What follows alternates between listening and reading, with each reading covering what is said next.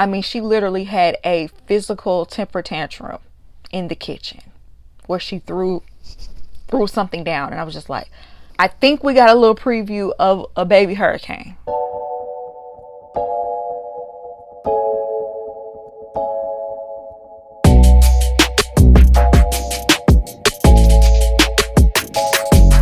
Welcome to La Vida Rosa. I'm your host Pinky, and today we're going to be talking about Married at First Sight. So if you'd like to see more, then just stay tuned. But before we begin, I'd like for everyone to check out my website, lavidarosastyle.com, where you can find cute accessories like the ones I'm wearing right now.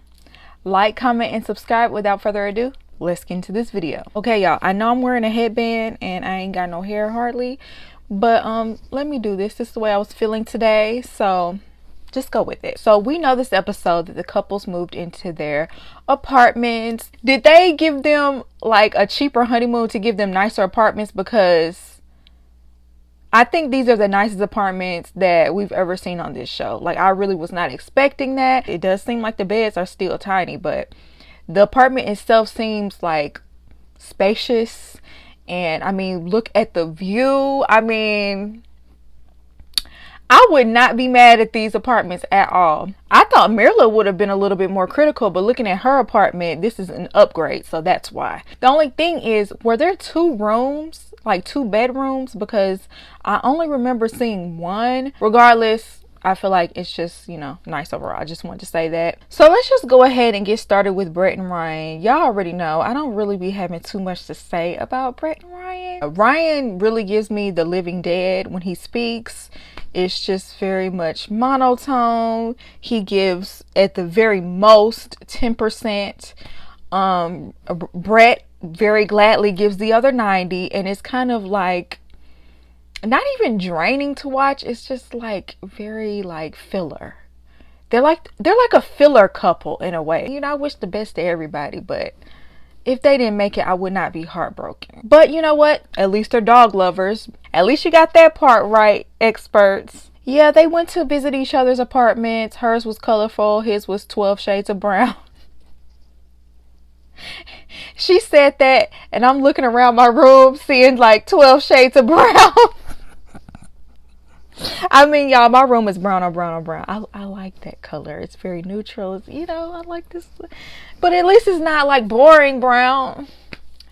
Don't judge me. So then they meet up with Pastor Cal. And whenever he was describing how he feels for Brett, he described it in a very platonic way. Like, literally, if this were given out of context, he could have been talking about one of his male friends. Like, it really was not specific to her in any way. She claims that he has a very dry sense of humor, but he has a soft side. Child, where that soft side been? We ain't seen that the whole time.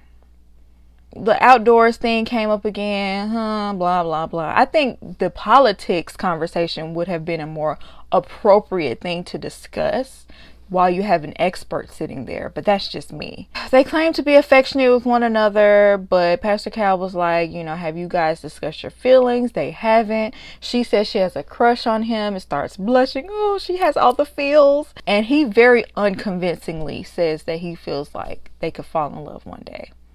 Pastor Cal did kind of put him on the spot about the whole love thing, but it's just like, I don't care. Next, Jose and Rachel. So when she went to visit his home, I have to say, Jose does have a very nice house, high ceilings. It's very nice and clean and organized, but it's very clearly decorated by a man. Like, it could definitely use a woman's touch. It's just certain ways that men decorate that you could walk in their house and you just know this is a man's house and a woman ain't nowhere near in it. Okay, or she just is very passive about decorating the house because the whole thing looks like a man cave. Then we get to his budget board, and like, she was very much flabbergasted because he was like, you have one of these, right? Jose, everybody does not do that. I literally do not have a board with all of my finances written down to the T. So I would have been very intimidated by that. I ain't gonna lie, I would have been so intimidated that you just have it all out there in the open like this. I mean, credit score on full blast, just like And you don't care if the viewing public sees it either. I would have been intimidated because I would have thought maybe he would be ready for me to just lay everything out there like that. And I would be a little nervous because my finances ain't as together as yours are. And I feel like that's kind of the way Rachel feels. Rachel takes him to her apartment and she said that she was a very organized and tidy person. And as soon as they walked in the door, it was like 4 empty water jugs. And Jose was like, what is that? Girl, bye. How was that clean and tidy? Like, if it was like a case of water and like a couple of full water jugs, I would let that slide. But they're all empty and they're just sitting right in front of the door. No, ma'am. You know, I could understand that, but he was just really overly critical about everything. Like, I mean, he was pointing out every single thing that bothered him. I mean, he was trying to do it in a nice way, I guess, but it was just like he was just turning his nose up to everything. Any suggestion that she gave, it's like he immediately shuts her down, and I'm just so irritated by that. Even when she disagrees with you, she tries to find a more diplomatic way to, you know, have that conversation, whereas with him it's almost like he's a parent shutting down his child that is saying something outlandish. And I just don't think you should speak that way to your partner. So then they meet with Pastor Cal. He's very adamant about having a joint account, and y'all told me in the comments that clearly he means he puts his check in there, she puts her check in there, and they pay the bills with it, and I guess she can have whatever's left over. I don't think that I would be able to do that. We don't know if this is gonna work, you know what I'm saying? This ain't your average marriage. So I would be leery to do that. Let's do the separate accounts and have our joint accounts for the bill. He's a little bit too controlling for me in that regard. And she's adamant about this Europe trip. He thinks that instead of taking a trip, that money could go to something more practical, like a new car. She needs a new car, and she's like, you know, she wants to like create memories, different priorities. So when they bring that up in front of Pastor Cal, he's like, she's the artsy, you're logistics. You can't snuff her light, and Rachel has to see that he's planning things for the best. And I think at the end of the day, what he was trying to tell them is that they need to compromise. But at the end of the day, with these two, I just feel like they'll just both be too stubborn to do that, or she's going to end up giving in and losing herself once again, the way she did in past relationships, because I don't see Jose actually compromising with anybody. And then we find out that they consummated their marriage. Even after that last conversation y'all had, Jose, what was that all about? I feel like Jose likes to be combative sometimes just for the sake of being right, or feeling like he's running something, controlling. Because what was the point of that last argument that they had on their honeymoon for y'all to just turn around and consummate the marriage? That didn't make any sense to me. I was very aggravated. Because Jose acted like he was just so adamant that, oh, we need to get to know each other. I need all my boxes checked first. And then you turn around and y'all boy. So let's move on to Mirla and Gil. The way Mirla is so picky, acting like she lives in a lap of luxury, I really would have thought that she would have had her own home, like a house, or she would live in like a penthouse apartment, because just the way she tries to present herself and acts like she's this diva and she likes only the finer things in life, I was very shocked to see her home. And there's nothing wrong with her apartment whatsoever. It's the way she presents herself that made me wonder, like, this is what you live, girl? That don't really match up with how you act. I was prepared to see like an Instagram aesthetic apartment where like everything in the room and all the decorations has a theme. And no, everything was very eclectic, very like, there was no theme. There was 5 different crosses on the wall and none of them matched. Like, I was very shocked. But what I did expect is for her to have a full collage of pictures of herself on the wall. I did expect that, but Gil like pointed that out. It was funny because she was they were pictures from different you know, places that she's traveled, and she had to make sure she was in every single, like, you know, photo of the view, which I don't see anything wrong with. But Gil obviously has a problem with it because he said he don't want to be with no Instagram model with a lot of followers. So I think that, you know, he loves to throw little jabs here and there. And then, you know, we went to her closet once again, and it's not even about the fact that the closet is small. It's just how she had the closet set up. I expected a little bit more. She had Louboutins, like all the name brand, high-end designer shoes. And he asked her, you know, how many times a year do you know, make those big purchases? And she says maybe 2-3 times a year. And the shoes will be like $800 to $1,000. And her closet, she said her closet was probably worth like $10,000 to $15,000. And I'm like, it's got to be worth more than that, because just based off of just eyeballing what she had, gotta be more than that. But she also says she doesn't keep track, so it's not like I think she was lying. I just think she literally doesn't keep track. He says she's gonna have to change that, but at that moment it was in the confessionals. I think what he's gonna have to stop doing is making little jabs. You know, they have their little banter. What I think he's gonna have to do is start being as upfront as she is. She's very blunt. She says exactly what's on her mind. She doesn't try to sugarcoat anything. And I think that's what he's doing. And I think eventually he's going to build resentment from not saying exactly what's on his mind when he feels it, because she does. She went to his apartment and immediately mentioned the smell. And y'all ain't gonna like this, especially the animal lovers in here. I'm so sorry. When you have a dog in there, it do have a smell. Just know, the people that don't live with animals, we notice the smell. So I knew exactly what she meant when she said, I smell the dog, basically.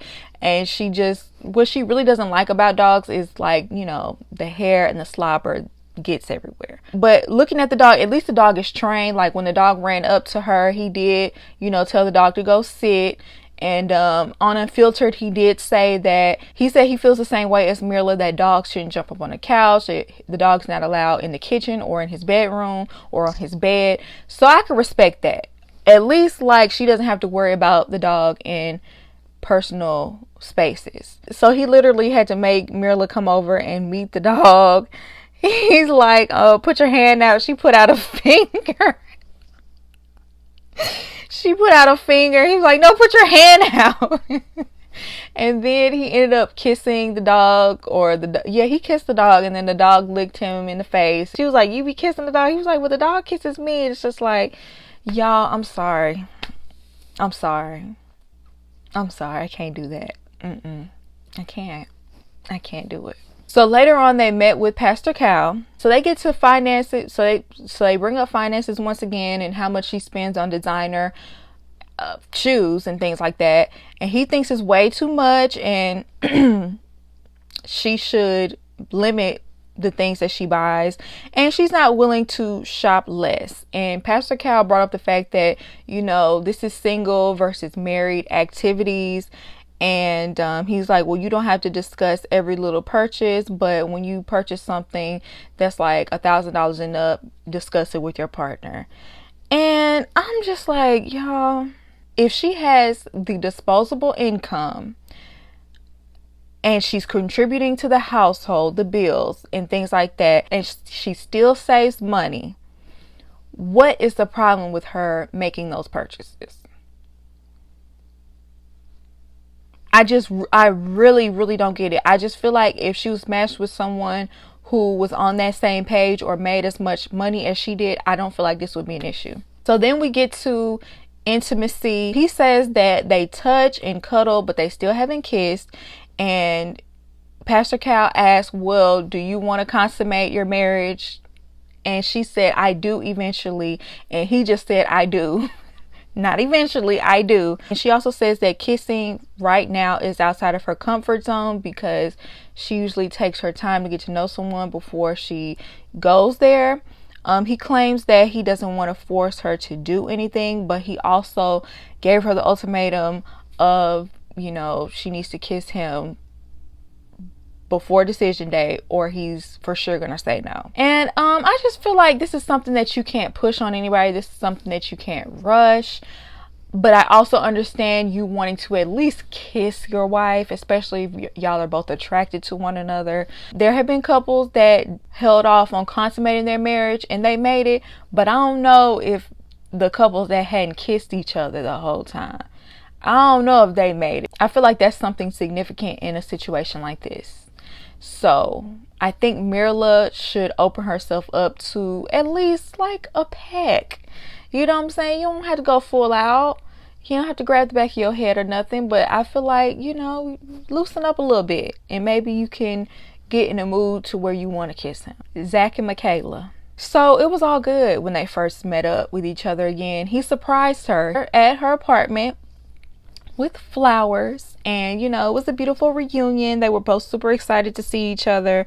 And she already has a picture of them framed in her apartment, and got him a nice 1-week anniversary gift. And I thought that was really cute of both of them. So later on, they had a discussion about how they fight and how they believe couples should fight in a relationship. She thinks that, you know, leaving and, you know, not having any contact with your partner afterwards is considered abandonment and is emotionally abusive, and she would never do that. Now keep that in mind for what's about to go down. This is what happened. This is Michaela's side of the story. So that night they went to sleep. She said that Zach went to go put the dog to sleep, which y'all gotta put dogs to sleep like you put babies to sleep. I thought dogs just went to go to sleep, but maybe because he was in a new place. I'll give you that.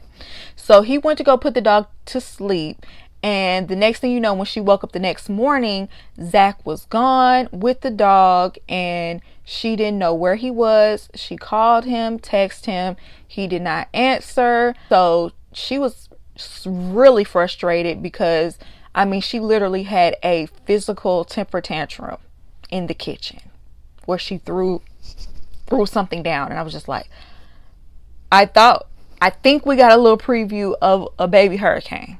This was like a category 1. That was a little childish. So she proceeds to grab her things and leave. So when he came home, she was gone. And pretty much only came back because they were supposed to be meeting with Pastor Cal. Now, I'm going to tell you Zach's side of the story. So his side of the story is, yes, he went to go put the dog to sleep, but then he fell asleep, I guess, with the dog. Then he woke up early to take the dog to doggy daycare, and he never woke her up to, like, explain any of that. At least that's how they presented it on this episode. But when I watched Unfiltered, he said that she knew he was taking the dog that morning, but didn't know exactly what time. He said that they also had a conversation about, you know, waking her up out of her sleep, and, you know, she was very adamant about not ever waking her up. She doesn't like that. Like I said earlier, she said that she called him and texted him. He said that she never called, but she did text asking, did he take the dog to the doggy daycare? He said yes, but she never responded.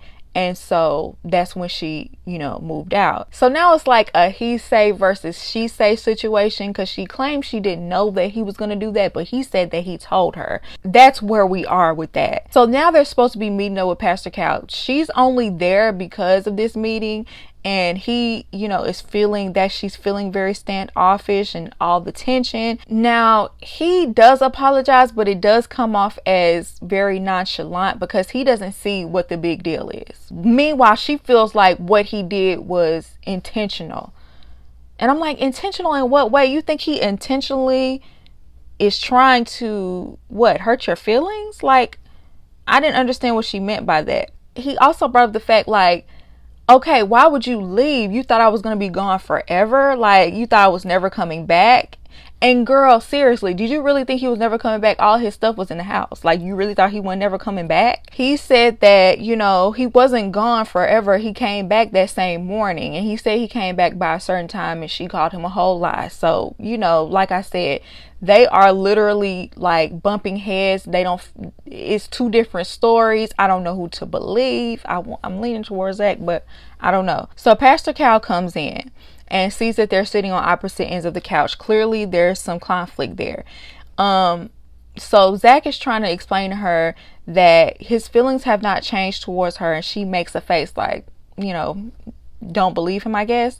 She was like, it sounds good. He gets offended by this because You know, he doesn't like his intentions to be questioned. So at this point, she gets emotional. Like, starts crying. She says she's very nervous about letting her guard down, and she's triggered because she wants to feel safe and secure with him. And this situation, you know, made her lose a little bit of trust.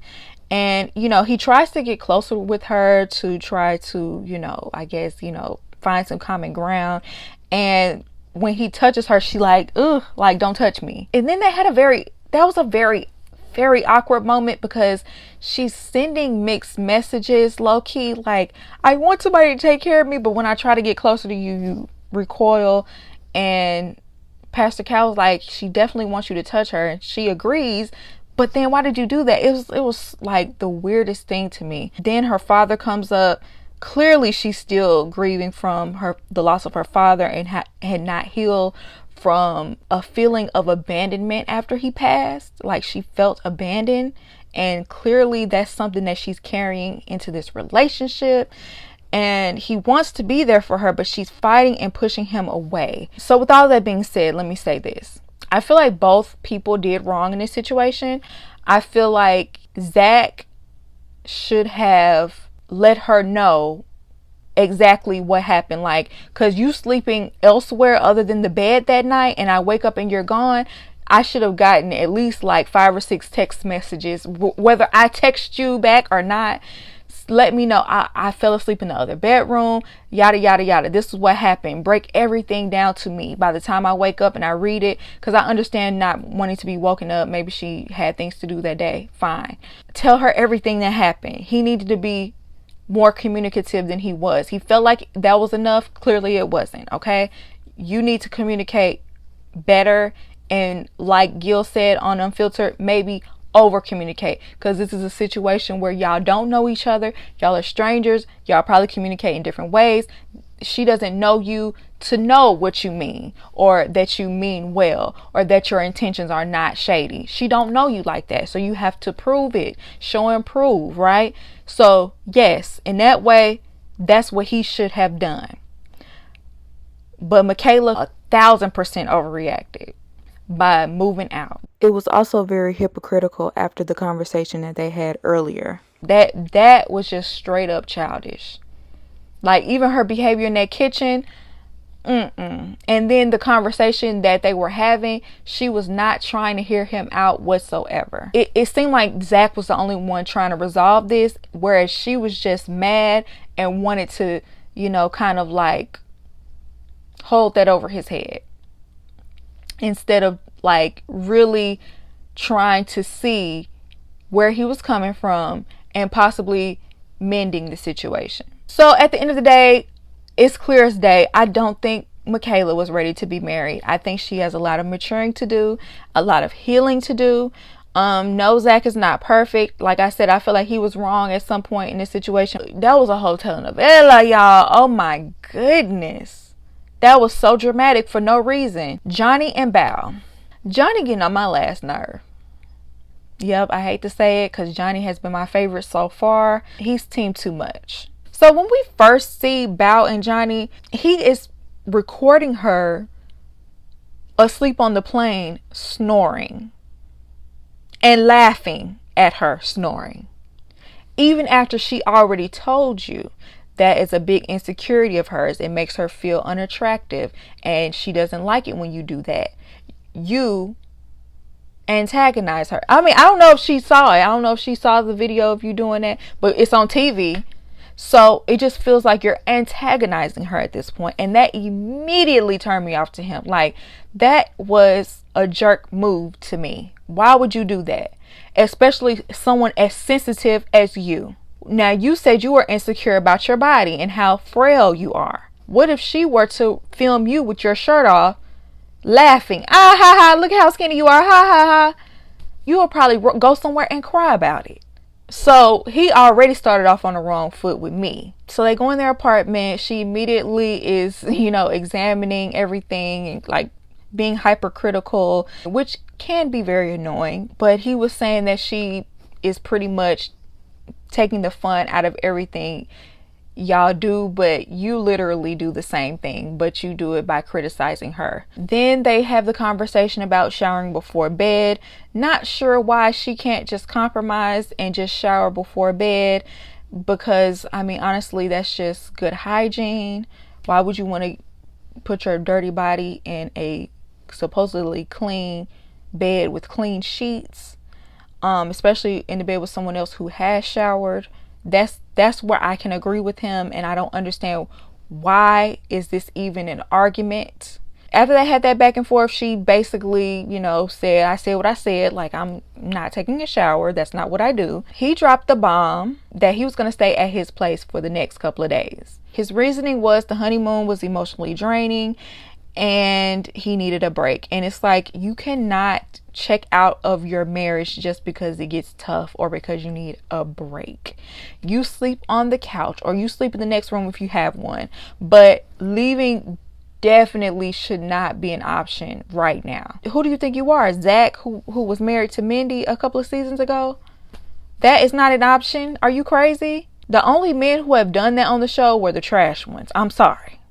Zach, Chris, those are the only two I can think of at the moment who didn't move in. She handled it very well, though. She did tell him she questions his commitment to this situation, and she worries that it's setting a bad precedent for the future, but she's not going to stop him.